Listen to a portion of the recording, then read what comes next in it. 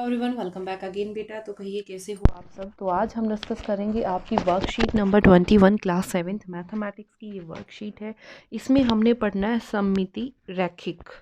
तो बेटा इसमें देखो आपने क्या पढ़ना है। अगर मैं यहाँ पे देखूँ ये जो दो पिक्स आपको दी हुई इनको मोड़ते हो तो जब आपने क्या देखा मोड़ने के बाद ये वाला पार्ट इसको कम्प्लीटली कवर कर रहा है, लेकिन ये वाला इसको कम्प्लीटली कवर नहीं कर रहा है।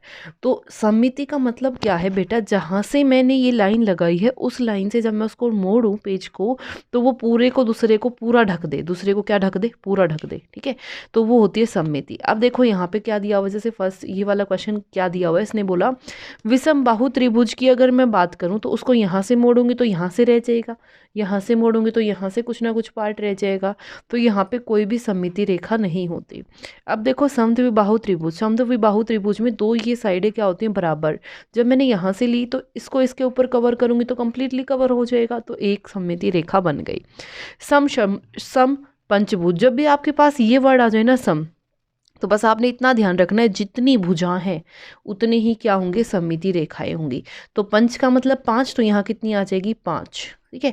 समबाहु, सम मतलब बाहु, सारी की सारी भुजाएं क्या है, बराबर। 3 भुजा, मैंने क्या बोला, जहाँ पे सम वर्ड यूज हो जाए ना तो जितनी भुजाएं, कितनी भुजाएं, 3, तो 3 सममिति रेखाएं बन जाएगी। वर्ग, वर्ग में कितनी भुजाएं होती हैं, 4, और चारों की चारों क्या होती हैं, बराबर, तो उसमें कितनी बन जाएंगी, 4। ठीक है। अब रैखिक सममिति या दर्पण परावर्तन, एक आकृति में रैखिक सममिति तब होती है जब उसका एक आधा भाग दूसरे आधे भाग का दर्पण प्रतिबिंब हो, यानी कि उसको मैं अगर दर्पण में देखूं तो मेरे को एज इट इज दिखे। ठीक है। अब इसने बोला प्रतिबिंब समरूपता के बाद कौन सा वर्णमाला अक्षर समान रहेगी, तो कौन सी रहेगी बेटा, ए और टी। क्योंकि देखो ए अगर मैं यहाँ पे लिखूं तो ए यहाँ पे भी ऐसे ही लिखा जाएगा, डिफरेंस तो होगा नहीं।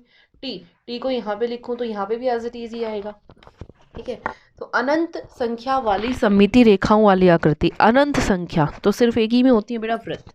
किसमें होती है, वृत्त में। ठीक है। निम्न आकृतियों में से किसकी सममिति रेखाएं होती हैं, समानांतर चतुर्भुज की कोई सममिति रेखा नहीं होती, तो यहाँ क्या लिख दोगे, नहीं, 0। ठीक है।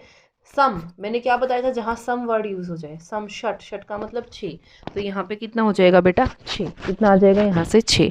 उसके बाद वर्णमाला एक्स, वर्णमाला अक्षर एक्स, तो अगर मैं एक्स की बात करूं तो ध्यान से देखना, एक्स को यहाँ से और यहाँ से, तो कितनी होगी टोटल, 2।